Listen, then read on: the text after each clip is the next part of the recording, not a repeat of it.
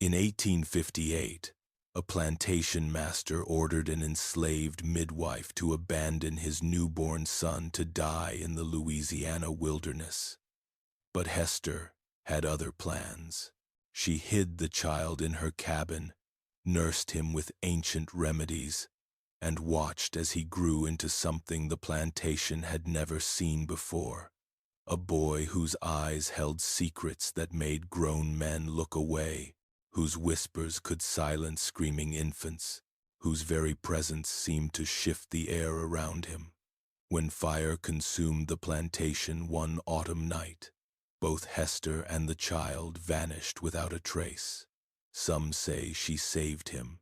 Others swear they still walk the riverbanks under blood-red moons, bound by a connection deeper than anyone could understand. Before we carry on, please hit the subscribe button to make my day, and let me know where you are watching from in the comments.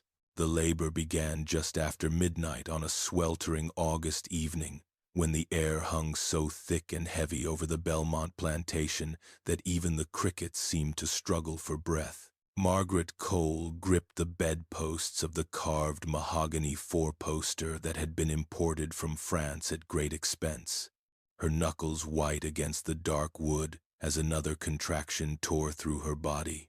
The room smelled of lavender water and fear, candles flickering in their silver holders, while shadows danced across the papered walls, decorated with scenes of pastoral English countryside, so far removed from the brutal Louisiana reality outside those windows. Hester was summoned from the quarters at midnight, roused from thin sleep by young Benjamin, who burst through her cabin door with barely concealed panic in his voice. She had been expecting the call for days, watching the way Margaret Cole moved through the main house with that particular heaviness, the way her hands constantly moved to her lower back, the telltale signs Hester had learned to read across 30 years of bringing children into this world. She dressed quickly in the darkness, gathering her basket of remedies and cloths, her movements practiced and efficient despite the hour. Benjamin waited outside, shifting his weight from foot to foot, eyes darting toward the big house where lamplight blazed from the upper windows. The walk from the slave quarters to the main house took less than 5 minutes, but in that time, Hester composed herself as she always did before a birth, breathing deeply of the night air, letting her mind settle into that particular state of focused calm that allowed her to do what needed doing no matter what complications arose.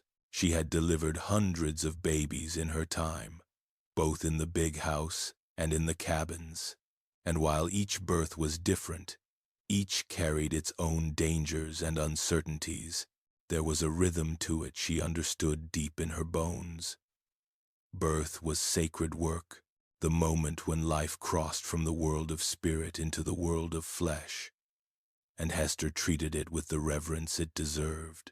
Inside the master bedroom, Margaret Cole was beyond words, her face flushed and damp with sweat, her nightgown soaked through. 2 house servants hovered nearby, wringing their hands uselessly, clearly relieved when Hester entered and took command with quiet authority.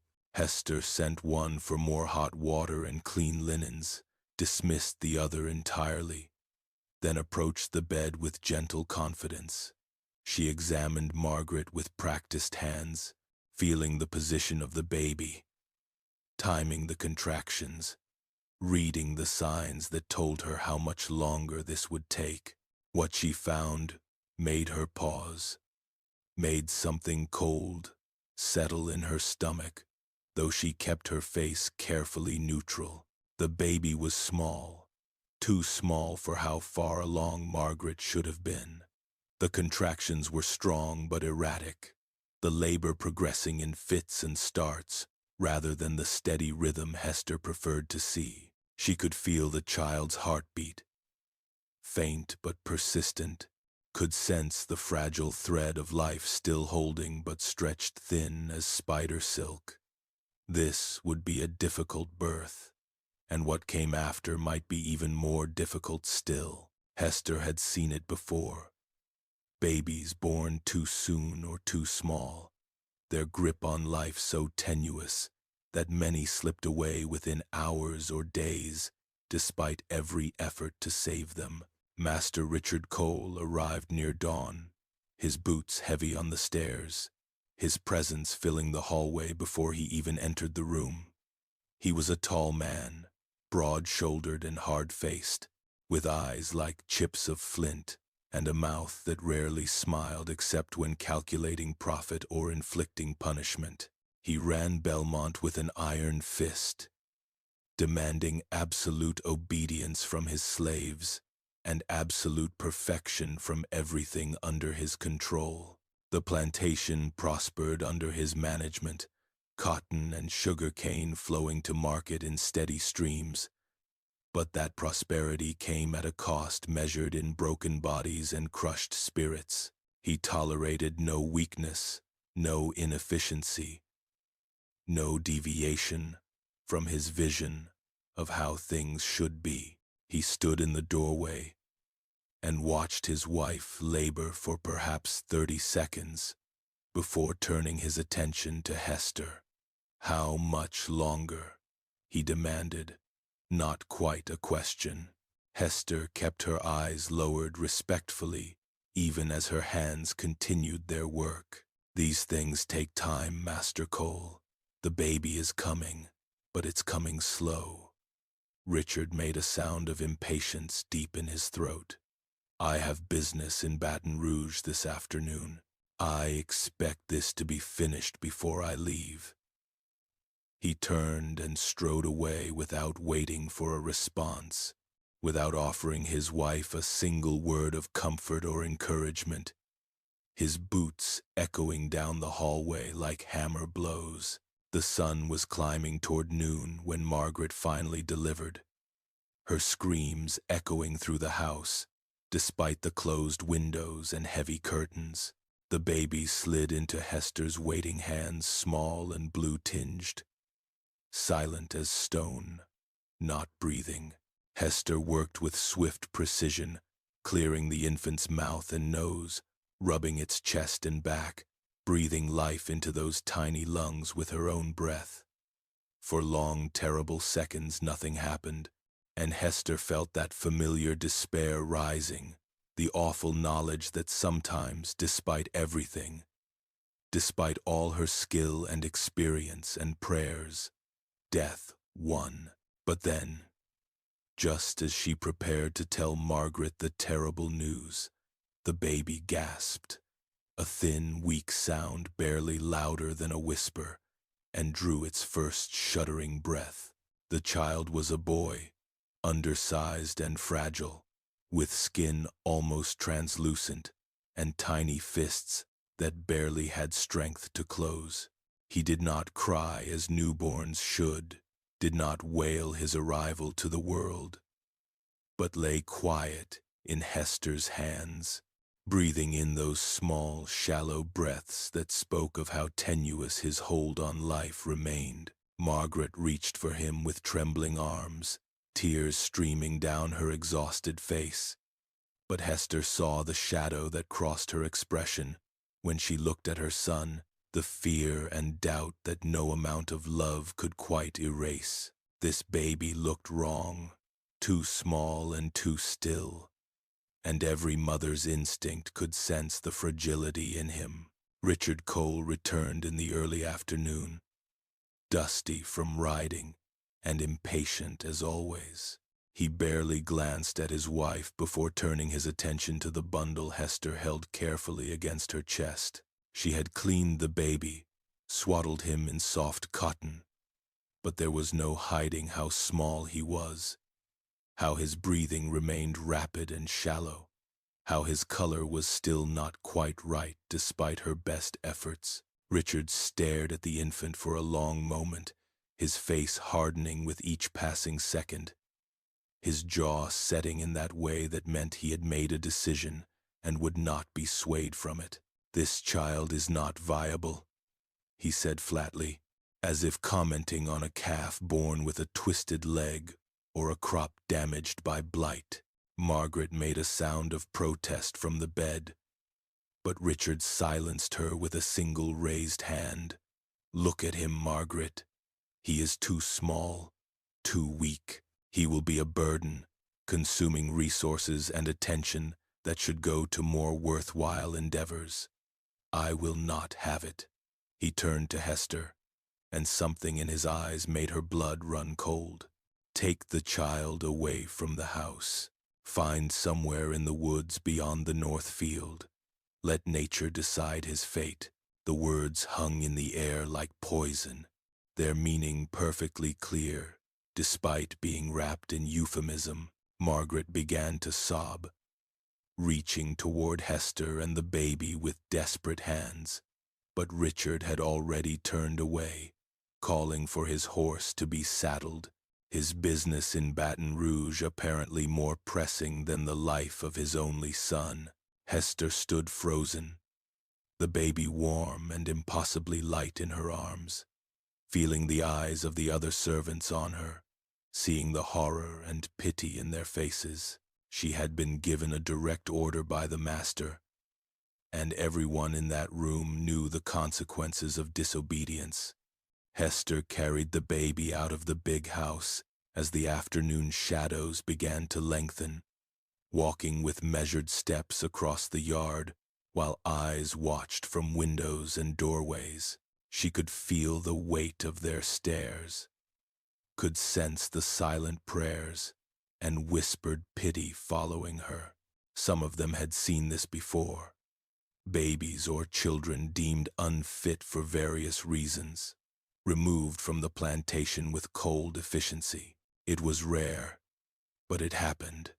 Another cruelty in a world built on cruelty. Another sin added to the long ledger of sins committed on this blood-soaked soil. She walked toward the north field as instructed, the baby still silent in her arms, his tiny chest rising and falling with those rapid, shallow breaths. But when she reached the edge of the woods where the cultivated land gave way to wild growth, where the shadows deepened and the canopy closed overhead, Hester did not continue forward into the wilderness. Instead, she turned sharply west, keeping to the tree line, moving with purpose toward a different destination. She had made her decision in that moment when Richard Cole spoke of letting nature decide, made it with a clarity and certainty that left no room for doubt.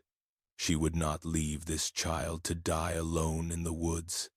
She would not be the instrument of such casual murder.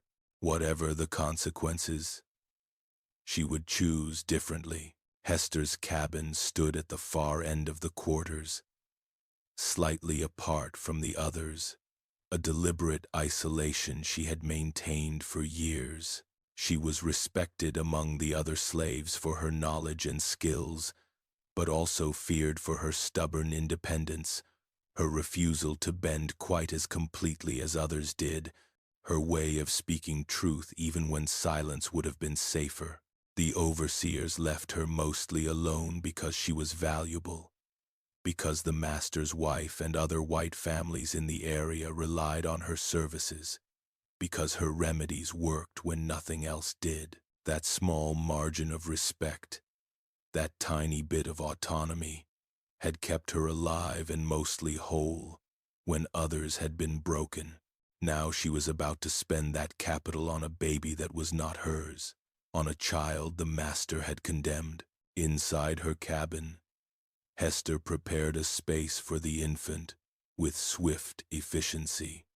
She built up the fire, heated water, mixed a tincture of herbs she kept for strengthening weak constitutions. She had mullein for the lungs, hawthorn for the heart, blessed thistle for general vitality, all gathered and dried and stored against future need. She fed the baby tiny drops of diluted mixture, worked the liquid carefully into that small mouth, watched with fierce attention as he swallowed reflexively. Then she wrapped him in her warmest blanket, placed him in a basket she had woven years ago for a different purpose, and set him near the fire where the heat would keep his tiny body warm. Night fell over Belmont Plantation with its usual sounds, the distant work songs from the evening cruise, the barking of dogs, the low murmur of voices from other cabins.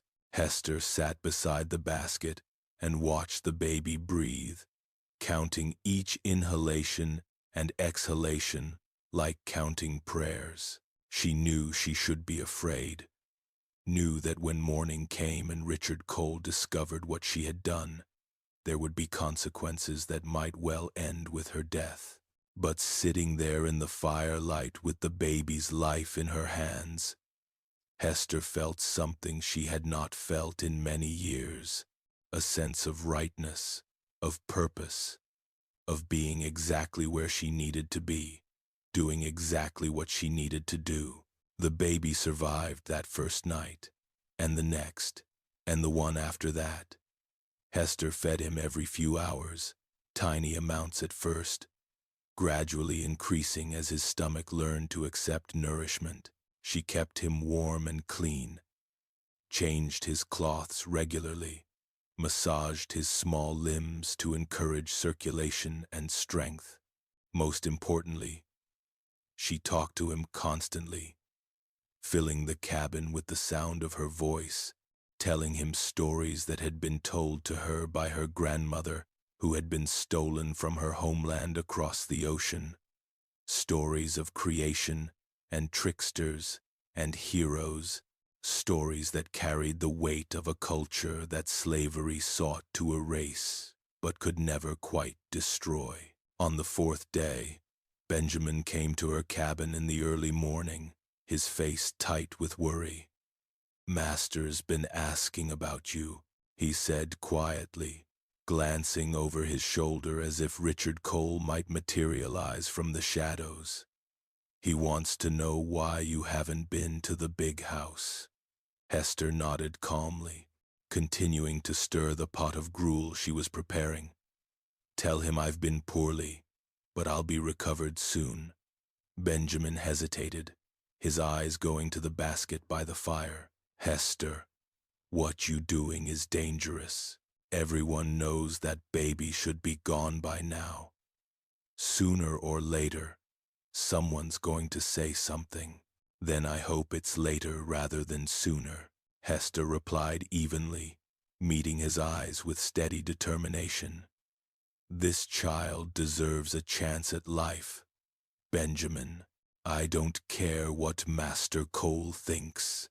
Benjamin shook his head slowly but said nothing more, just turned and left, and Hester knew he would keep her secret for as long as he could, that most of the others would do the same. The enslaved community understood loyalty that ran deeper than fear, understood that sometimes the only power they had was the power to protect each other from the worst of their master's cruelties.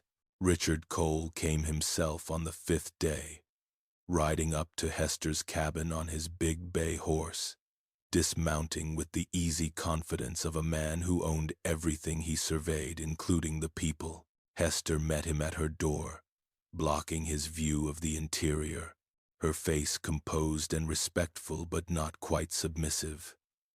"I hear you've been ill," Richard said, studying her with those cold, calculating eyes. "You look well enough to me." Hester inclined her head slightly. "Just a brief sickness, Master Cole. I'm recovered now and ready to return to my duties."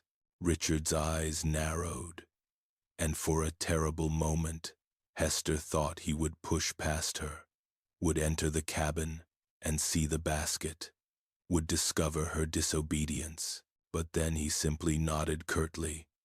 "Good. Mrs. Whitmore is expecting her fourth child and has requested your attendance. You'll go to Oak Ridge Plantation tomorrow." He turned to leave, then paused and looked back at her. "My wife has been asking about the baby, about what happened. I told her the matter was settled. that nature took its course, as expected. I trust that is accurate?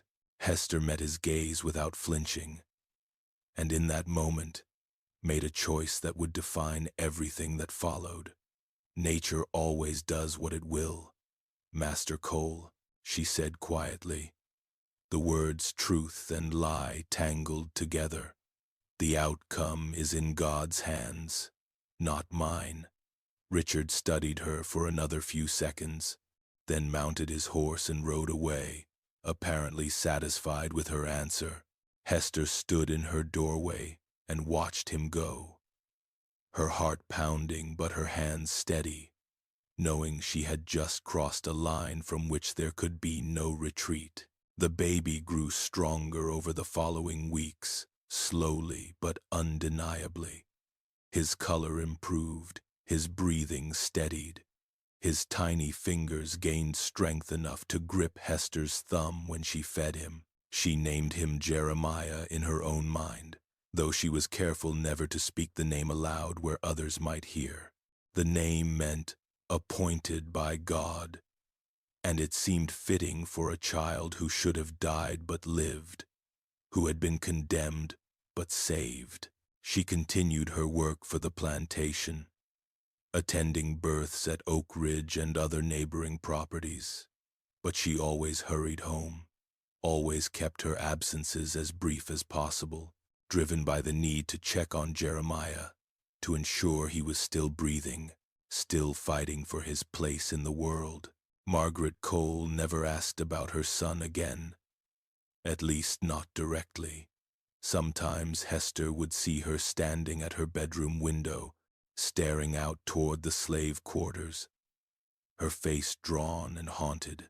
Once, when Hester came to the big house to treat one of the maids for a fever, Margaret stopped her in the hallway, caught her arm with trembling fingers.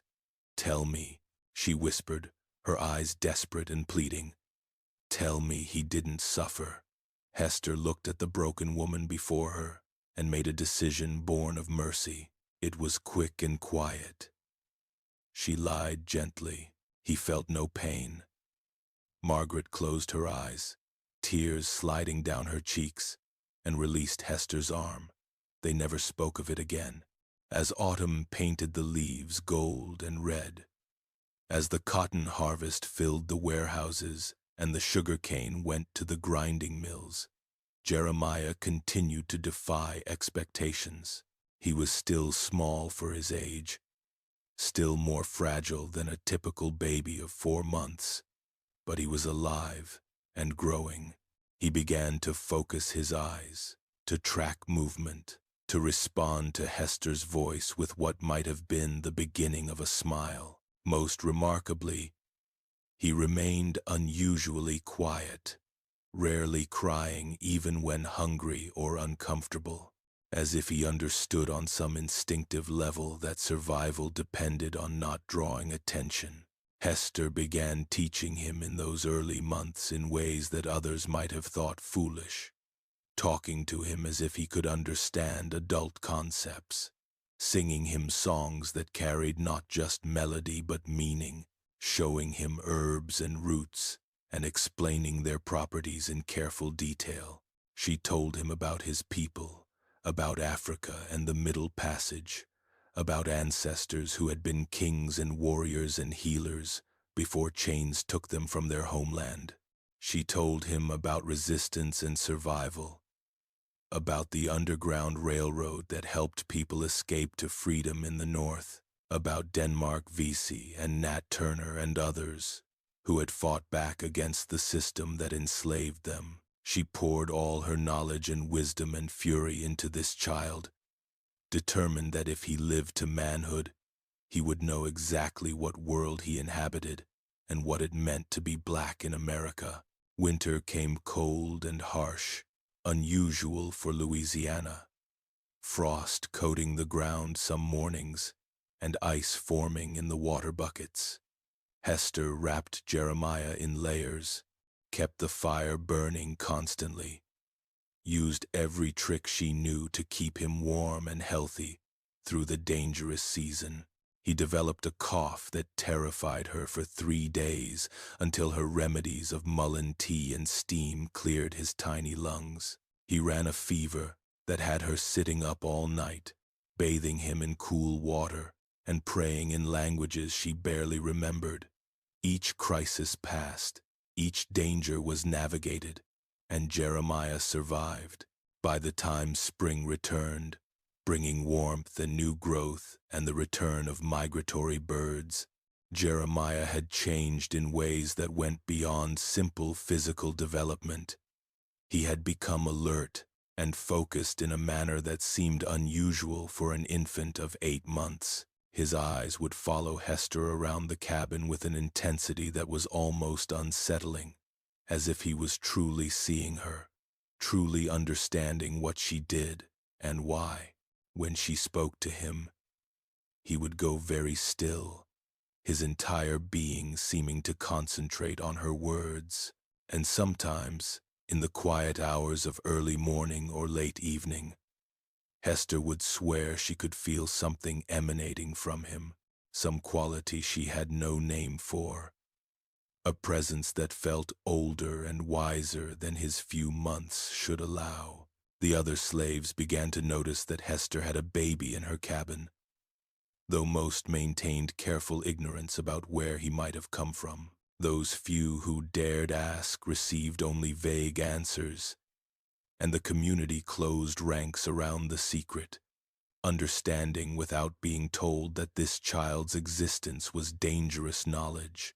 The women who had been in the big house that night when Margaret Cole gave birth, who had seen Hester carry the baby away under orders from the master, they knew. But they kept their silence, protected by unspoken agreement. Jeremiah began to show his unusual nature more clearly as he approached his first birthday.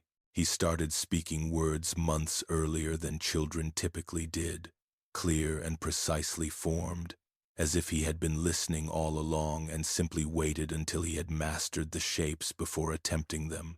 His first word was Hester, spoken with perfect clarity one evening while she prepared their simple dinner.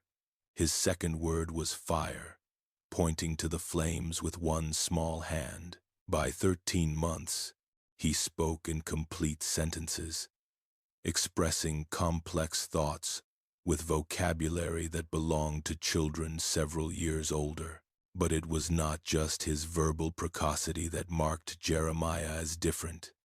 He seemed to have an uncanny ability to understand emotional undercurrents, to sense tensions and distress before they became obvious. When other children in the quarters cried, Jeremiah would make his way to them with determined steps, would place his small hands on their arms or faces, and whisper words that somehow brought calm. The crying would stop, the tears would dry, and the children would look at him with something like wonder in their eyes. The adults found it unsettling but also useful, and gradually they stopped questioning it, accepting that this strange, quiet child had gifts they could not explain. The overseers and field bosses gave Hester's cabin a wide berth, discouraged by reputation and superstition from looking too closely at the old woman and her mysterious ward. Hester encouraged the mystique, letting stories spread about her knowledge of roots and herbs, about her ability to curse or heal depending on whether you crossed her or treated her with respect. She became a figure of fearful reverence, and that fear bought Jeremiah precious anonymity. When people did ask about the child, Hester would say he was kin from another plantation, sent to her care after his mother died, and most accepted this explanation without pressing for details. Richard Cole, occupied with running the plantation, and with business dealings that took him frequently to Baton Rouge and New Orleans, rarely ventured to the slave quarters and seemed to have forgotten entirely about the baby he had ordered removed. Margaret Cole had withdrawn into herself after losing her son, spending her days reading or staring out windows. growing thinner and more ethereal as months passed into years. She bore no more children, and the plantation whispered that the master no longer visited her bedroom, that their marriage had become a hollow thing of appearances with no substance beneath. By the time Jeremiah turned 5, he had become something of a legend in the slave community. He could read, taught by Hester in secret, though such education was strictly forbidden. He could identify dozens of plants and explain their medicinal properties. He could predict when storms were coming by watching the sky and feeling the air pressure change.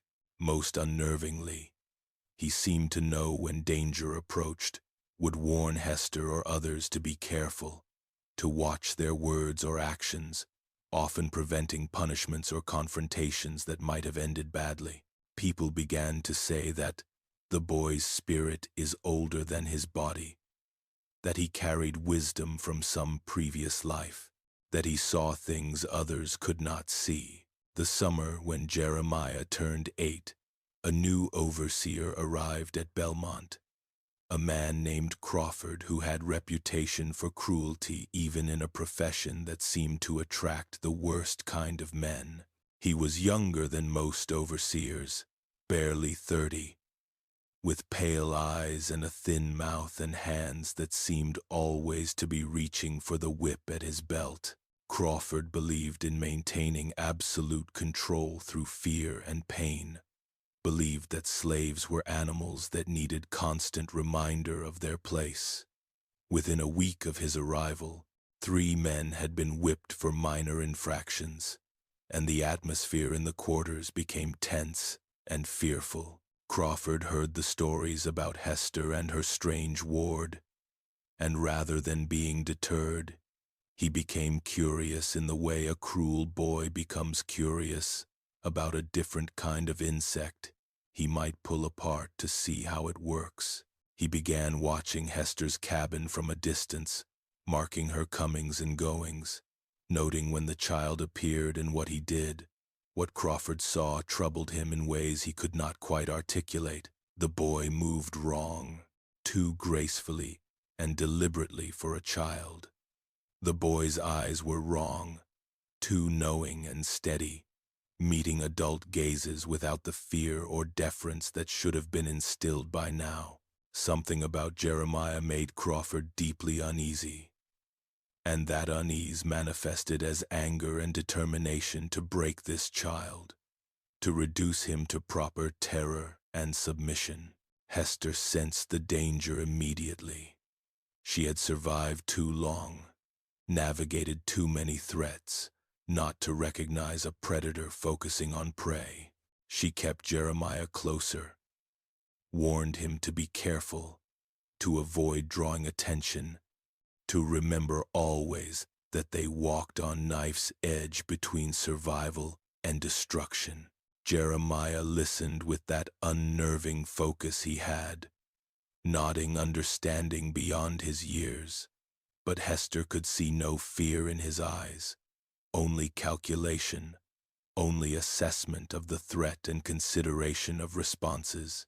That lack of fear frightened her more than anything, because she knew what happened to slaves who did not fear properly. The confrontation came on a sweltering August afternoon during the cotton harvest. Jeremiah had been helping the women in the kitchen garden, his small hands nimble at pulling weeds and gathering vegetables. Crawford appeared without warning, striding across the yard with purpose, his shadow falling across the boy like a curse. "You," he barked, pointing at Jeremiah with one long finger. "Come here." Jeremiah straightened slowly, setting down the basket of tomatoes he had been filling, and walked toward the overseer with steady, unhurried steps. The women in the garden went very still, sensing danger, hands frozen in their work. Crawford stared down at the small boy before him, trying to identify what made him so different, so wrong. Jeremiah stared back, his face calm and neutral, his eyes meeting Crawford's without dropping away as they should. "What's your name, boy?" "Boy," Crawford demanded. "Jeremiah," the child answered clearly, his voice carrying across the yard. "And what makes you so special that you don't have to work in the fields like the other children?" Jeremiah tilted his head slightly, considering the question. "I work where Hester tells me to work," he said simply. "I do what needs doing," the casual authority in the boy's voice. The complete absence of the cringing deference Crawford expected sent rage flooding through the overseer. His hand moved to his whip, fingers closing on the handle. "You think you're better than the others?" he snarled. "You think you're too good for field work?" Jeremiah did not respond immediately, but something shifted in his expression, something ancient and cold moving behind those young eyes. When he spoke, his voice was quiet, but carried absolute certainty. "I think you should leave me alone," he said, the words somehow both threat and prophecy. "Nothing good will come of this." Crawford's hand cracked across Jeremiah's face, the blow hard enough to snap the child's head to the side, hard enough to split his lip and draw blood. The women in the garden gasped, several rising to their feet, but no one dared intervene. Jeremiah turned his head slowly back to face Crawford, blood running down his chin, and smiled a smile that held no humor, no joy, only dark promise. Crawford felt something cold crawl down his spine, felt his hand hesitate on the whip, but pride and anger drove him forward. "I'm going to teach you respect," he said, but his voice wavered slightly. "I'm going to break that devil's pride out of you." Before Crawford could raise the whip, Hester was there, seeming to materialize from nowhere, placing herself between the overseer and the child. "You touch him with that whip, and you'll regret it," she said quietly, her voice carrying absolute conviction. Crawford laughed, but the sound was brittle. "You threatening me, old woman? I could have you whipped yourself for that." Hester smiled, and her smile was every bit as unsettling as Jeremiah's had been. "You could try," she agreed, "but before you do, ask yourself if you really want to make an enemy of someone who knows every poison plant in these woods, who handles your food and your water, who could make you suffer in ways you can't imagine and make it look like natural illness."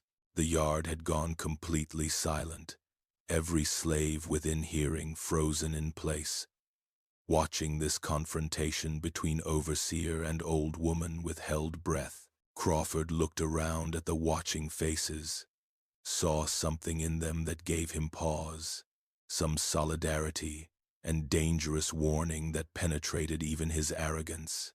He looked back at Hester, at the absolute fearlessness in her face, at the strange child standing at her side with blood on his chin and ancient eyes in his young face, and made a calculation. "This isn't over," he said finally, stepping back but keeping his hand on his whip.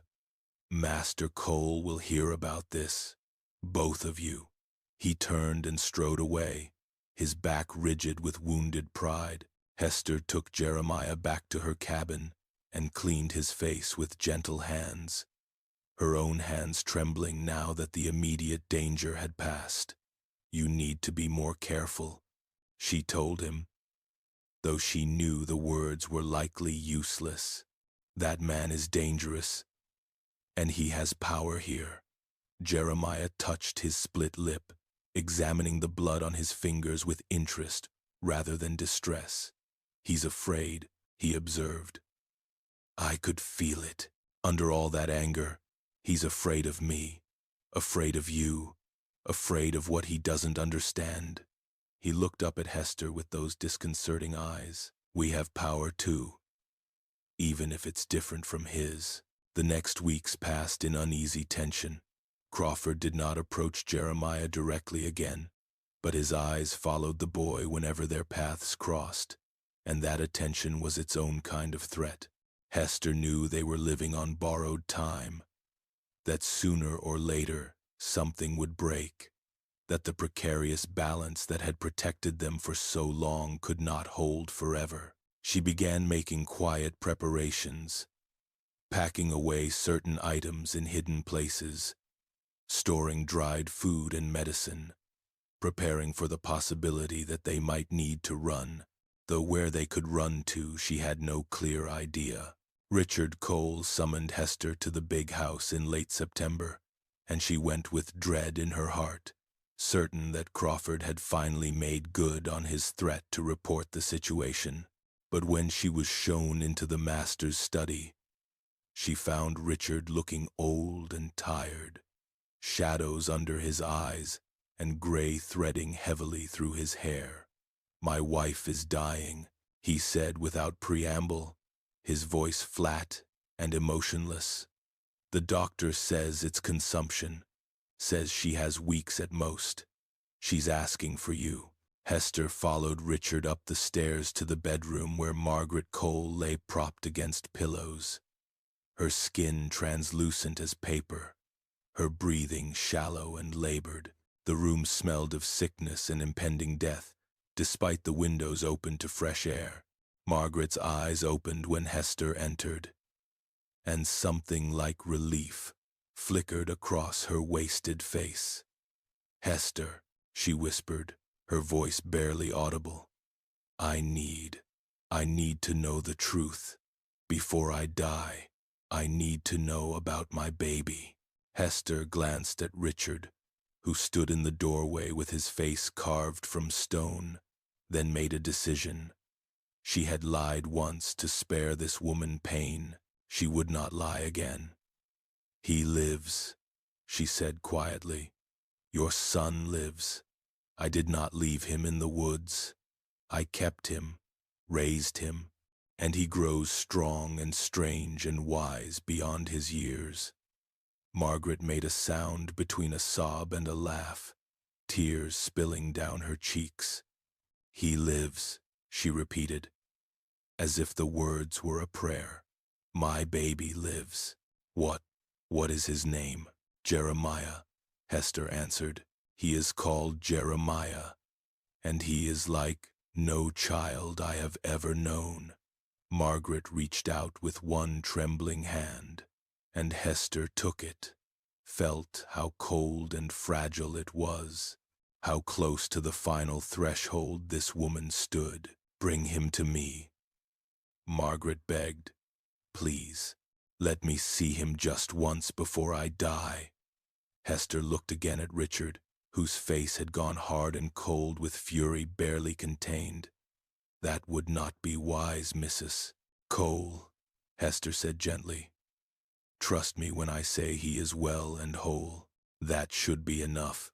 Richard turned and walked out of the room without a word, his silence more ominous than any threat. Hester spent another hour with Margaret, holding her hand, offering what small comfort she could, knowing this woman would be dead within days. When she finally left the big house and returned to her cabin, she found Jeremiah sitting by the fire, staring into the flames with that peculiar intensity he sometimes showed. "She wanted to see me," he said without turning around, somehow knowing what had transpired. "My mother wanted to see me." Hester sat beside him, put her arm around his thin shoulders. "Yes," she confirmed, "but it's better this way. Trust me." Margaret Cole died 3 days later, in the cold hour before dawn, alone in her great bed despite the wealth and status that should have guaranteed her every comfort. Richard Cole arranged a funeral befitting his station, imported a preacher from Baton Rouge, received the condolences of neighboring planters with appropriate solemnity. He showed no grief, no emotion beyond what social convention required, and within a week had returned to running his plantation with his usual iron efficiency. But something had changed in him, some final restraint or humanity burned away, leaving only cold calculation and cruelty. Crawford received permission to enforce discipline however he saw fit, and the plantation descended into a period of terror. That autumn, the whipping post saw constant use, punishments handed out for the smallest infractions, fear and pain used as tools to break spirits and enforce absolute obedience. The slave quarters went quiet and tense, people moving through their days with heads down and voices lowered, trying desperately to avoid notice, to survive until this storm of cruelty passed. But Hester knew with cold certainty that this storm would not pass, that something fundamental had shifted, that Belmont Plantation had become more dangerous than ever. Jeremiah turned 10 that winter, though no one knew his exact birthday except Hester, who remembered the August night he had been born. He had grown taller but remained thin and wiry, all angles and focus, moving through the world with an intensity that made others step aside without quite knowing why. He helped Hester with her work, learning to compound remedies and assist at births, his small hands surprisingly skilled, his presence somehow calming to laboring women despite his age and gender.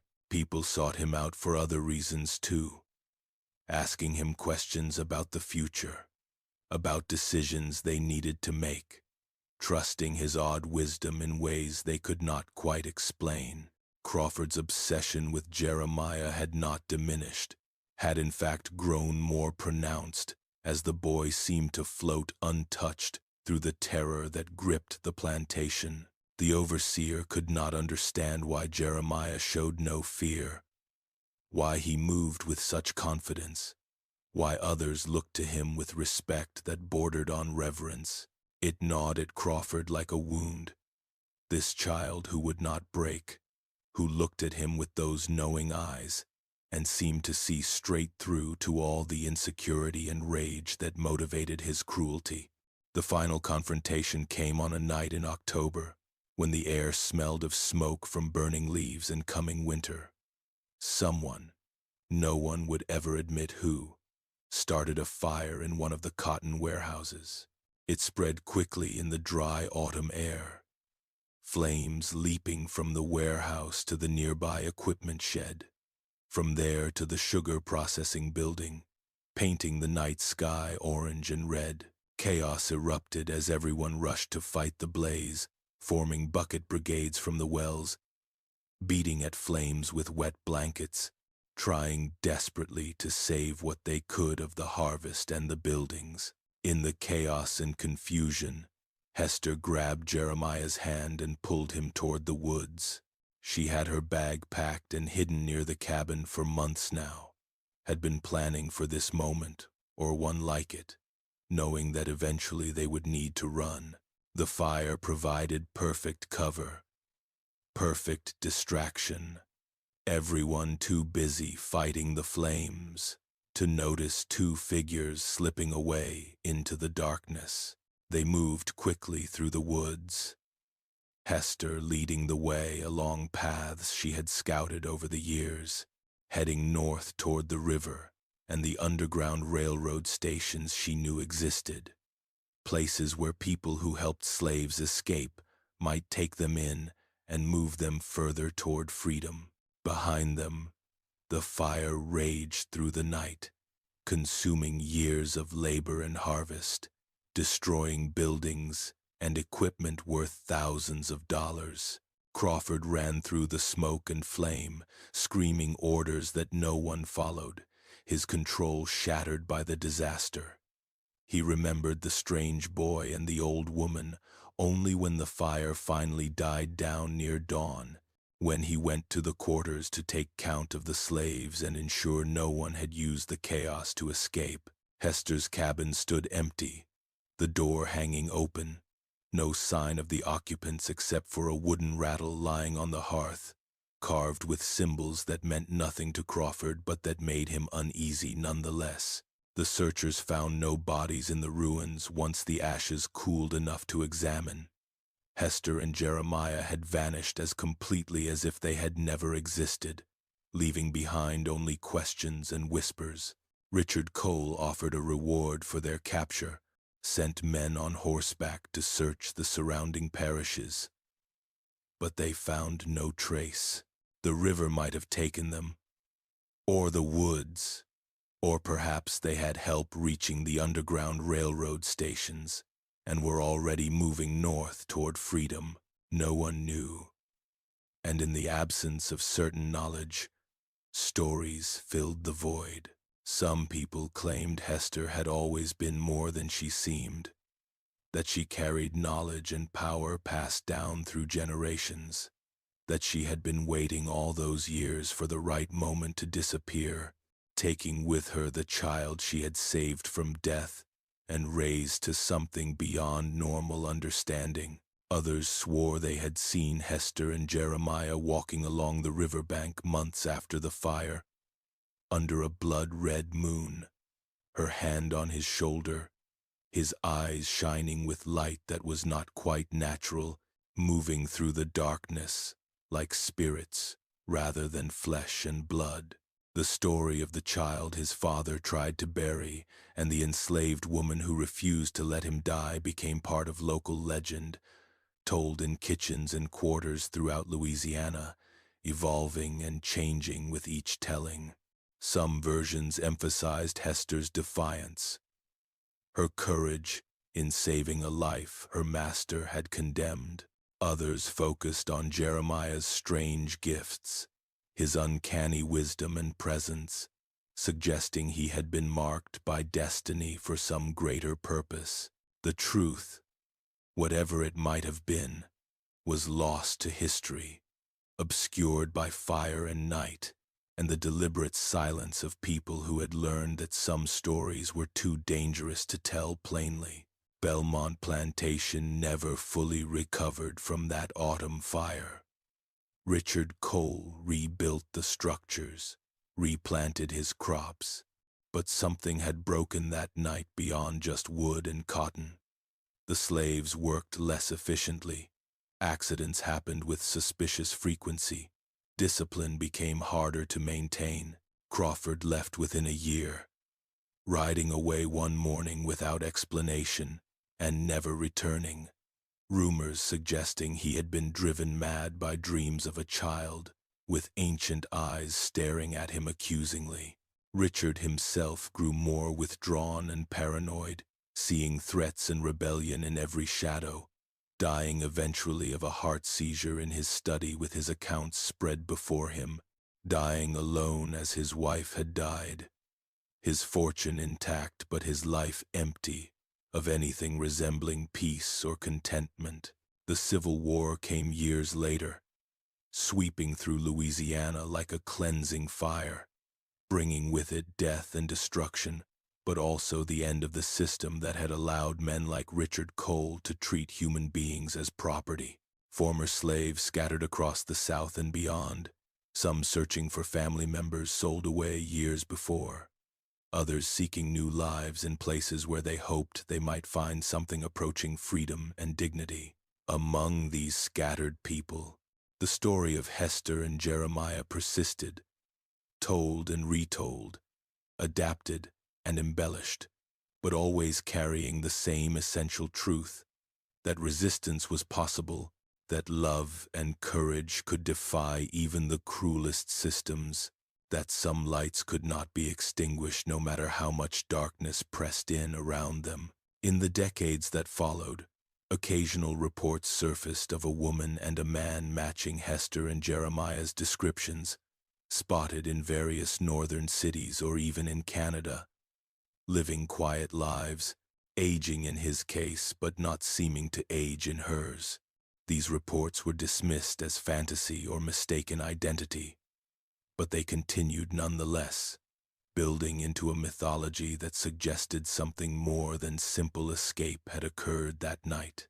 The wooden rattle found in Hester's cabin became a kind of talisman, kept by one of the families who had known them, passed down through generations along with the story, its carved symbols still mysterious and powerful to those who held it. The truth about what happened to Hester and Jeremiah after they vanished into the smoke and darkness of that October night remains unknown, lost to time and deliberate obscurity.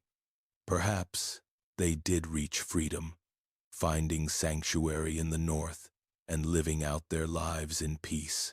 Perhaps they died in the attempt, their bones resting in some unmarked grave along the long road to liberty.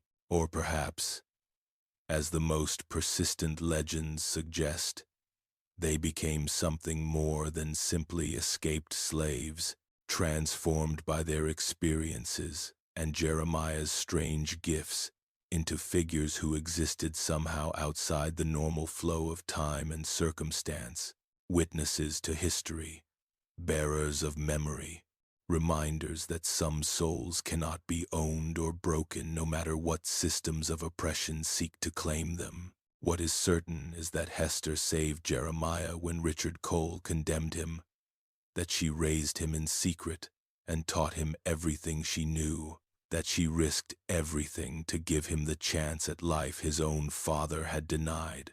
What is certain is that Jeremiah grew into something unusual, something powerful, marked by circumstances and Hester's teachings, and perhaps by qualities that were his from birth. What is certain is that when the moment came to choose between safety and freedom, between submission and resistance, they chose to run, to take their chances in the dark woods, rather than remain in a place that had become untenable. Their story became part of the larger story of slavery and resistance in America, one thread among thousands of stories of courage and defiance, of people who refused to accept the roles assigned to them, who fought in ways large and small for autonomy and dignity, and the chance to control their own destinies. Hester and Jeremiah's story was remarkable for its specific details, for the dramatic confrontations and mysterious circumstances, but in its essence, it was representative of countless similar stories, of bonds formed between people in oppression, of love strong enough to defy death, of wisdom passed from one generation to the next, despite every attempt to destroy culture and memory. The plantation where Jeremiah was born, where Hester saved him and raised him, eventually fell into ruin after the Civil War, the big house slowly collapsing, the fields returning to forest, the quarters rotting away until nothing remained but outlines in the earth and scattered bricks. The land itself seemed cursed to later owners, crops failing mysteriously, livestock sickening, no one able to make the place prosper. Eventually it was abandoned entirely, left to the slow work of nature reclaiming what had been stolen from her. Some locals claimed they could still hear things in those ruins on certain nights, voices singing or children laughing, sounds that seemed to come from no specific source but filled the air nonetheless. On nights when the moon rose red over the river, when the air hung thick and heavy as it had on that night when Jeremiah was born, people claimed they could sometimes see two figures walking along the bank, one tall and sturdy, one shorter but moving with strange grace, her hand on his shoulder in a gesture of connection and guidance. Those who saw them said the pair moved without touching the ground, gliding over the earth like memories given form, and that the younger one's eyes shone with light that was both gentle and terrible, ancient wisdom residing in a face that should have been young. Whether these sightings were real or imagined, products of guilt or genuine supernatural occurrence, they added to the legend that grew around Hester and Jeremiah. ensuring their story would never be completely forgotten.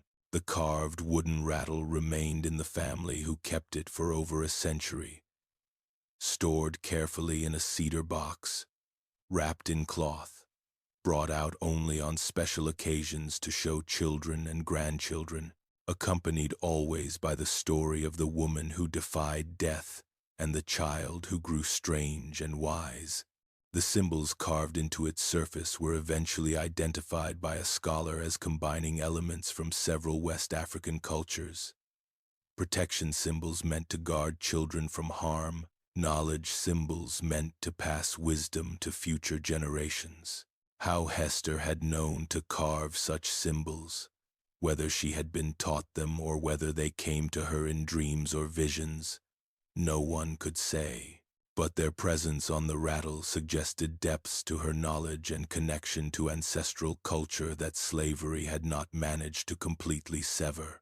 In the years following the war, as Reconstruction struggled to build something new from the ruins of slavery, as Black communities fought for rights and recognition, as violence and oppression took new forms, the story of Hester and Jeremiah served as inspiration and warning.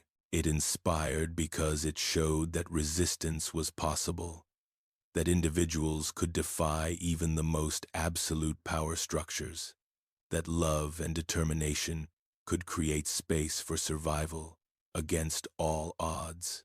It warned because it showed the costs of such defiance, the danger that came with being different, the terrible choices people had to make between safety and authenticity. The story was told in churches and homes, in quilting circles and workplaces, passed from parents to children, evolving with each generation but maintaining its essential truth. Jeremiah became a figure of hope in these tellings, proof that children born into oppression could rise above their circumstances, that wisdom and power did not belong only to those who held official authority. Hester became a symbol of the fierce love and courage of mothers and caregivers who protected children not their own, who refused to let cruelty and indifference have the final word about who deserved to live and who deserved to die. As the 20th century dawned and Black Americans continued their long struggle for equality and recognition, the story of Hester and Jeremiah took on new resonance.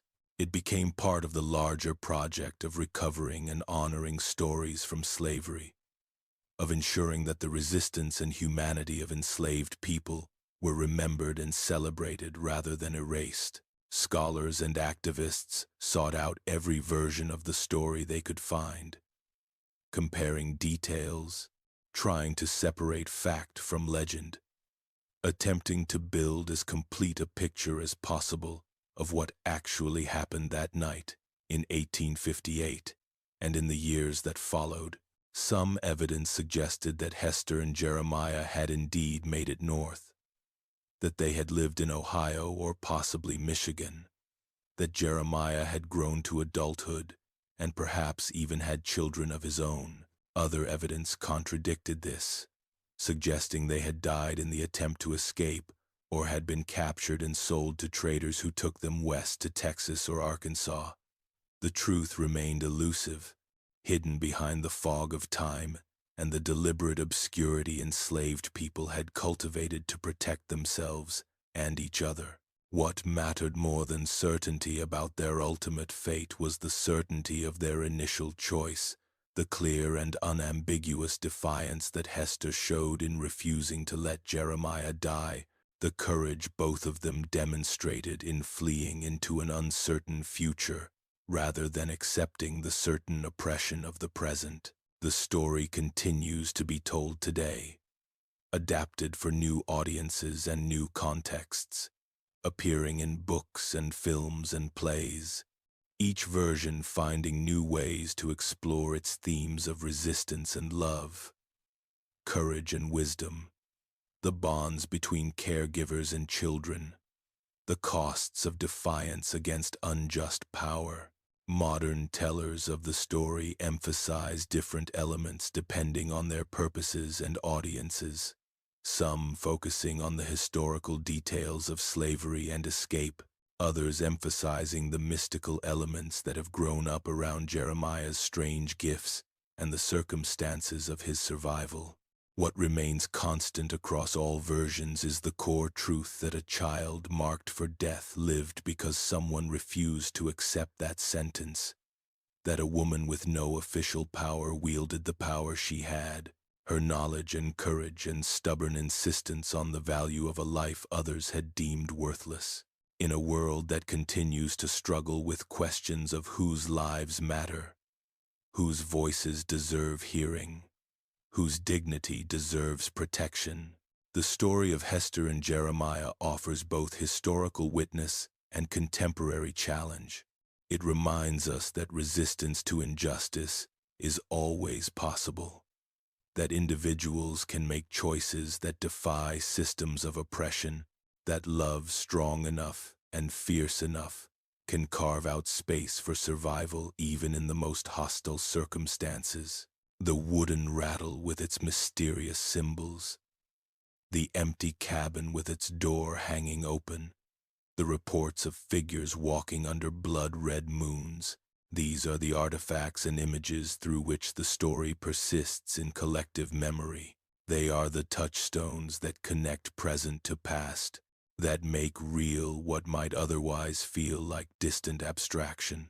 Through them, Hester and Jeremiah remain present, their story continuing to do its work of inspiration and challenge, reminding each generation that faced with terrible choices between complicity and resistance, people have always found ways to choose resistance, to choose love, to choose life over death, and freedom over submission. Whether they survived and lived to old age, whether they died young in the attempt to reach freedom, whether they somehow transcended normal human limitations and became something more than flesh and blood, Hester and Jeremiah's ultimate fate matters less than what they represent. They represent the millions of enslaved people who resisted in ways large and small, who protected each other, who preserved culture and dignity and humanity in circumstances designed to destroy all three. They represent the bonds between people that systems of oppression can never quite break, the love that persists despite and in defiance of cruelty. They represent the wisdom that comes from suffering but refuses to be defined by suffering, that looks clear-eyed at reality but insists on hope nonetheless. Their story is one story among many, unique in its details but universal in its themes. It is part of the great river of resistance that runs through American history, fed by countless tributaries of individual courage and collective defiance, flowing onward through generations, carrying forward the dream of a world where all people are truly free, truly equal, truly able to live with dignity and determine their own paths. As long as that dream remains unrealized, as long as injustice and oppression persist in any form, stories like Hester and Jeremiah's will continue to matter, will continue to be told and retold, adapted and reimagined, serving as both historical record and ongoing inspiration for the work that remains to be done. And so the story ends where it began, with a child who should have died but lived, with a woman who should have obeyed but refused, with choices made in darkness that carried light forward through generations. Whatever happened to them after that October night, when smoke filled the sky and they vanished into the woods, their impact remained, rippling outward through time, touching lives they never knew, inspiring choices they never witnessed. In this way, they achieved a kind of immortality, their names and story living on long after their bodies returned to earth, their courage continuing to speak across the years, reminding us all that resistance is possible, that love is powerful, that some lights refuse to be extinguished no matter how much darkness presses in around them.